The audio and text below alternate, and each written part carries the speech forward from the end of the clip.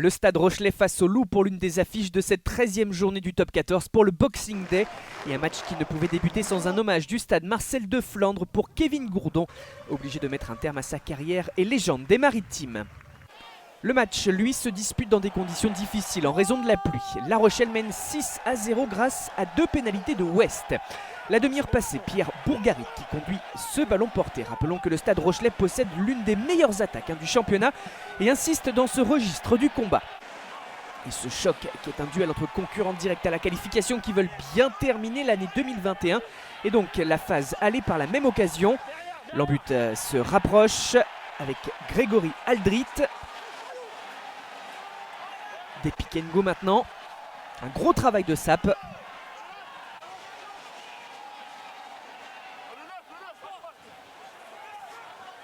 Et l'on retrouve finalement le 3e ligne pour venir aplatir et marquer la première réalisation de cette rencontre. Premier essai.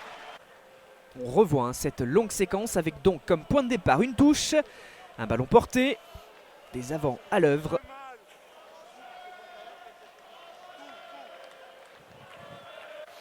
Et la finition en force.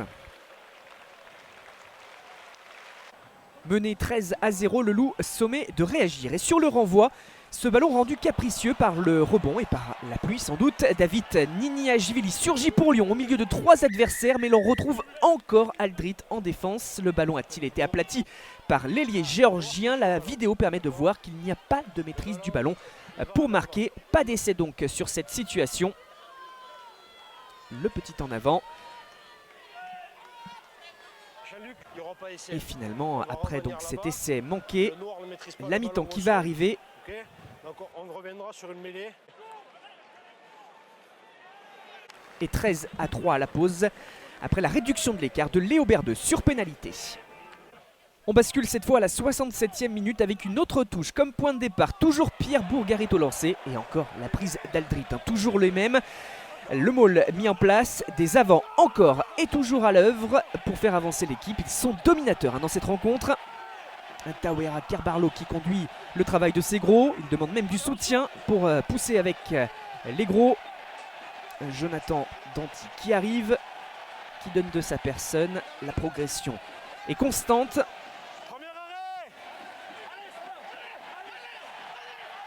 Le chemin de l'embut qui s'ouvre. La ligne est franchie avec Thomas Lavaux, le 2e ligne pour aplatir. Le break est fait par les Maritimes grâce à ce 2e essai.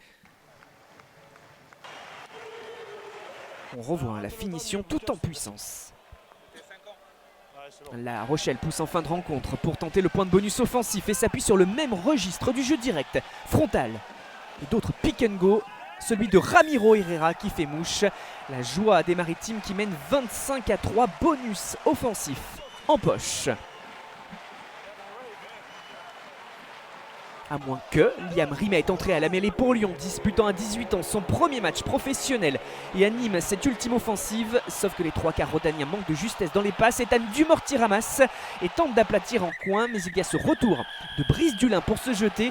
Et le ralenti permet de voir que le cuir n'a pas pu être déposé dans l'embut. Pas d'essai pour Lyon pour priver La Rochelle du bonus. Victoire du Stade Rochelais face au Loup, 25-3.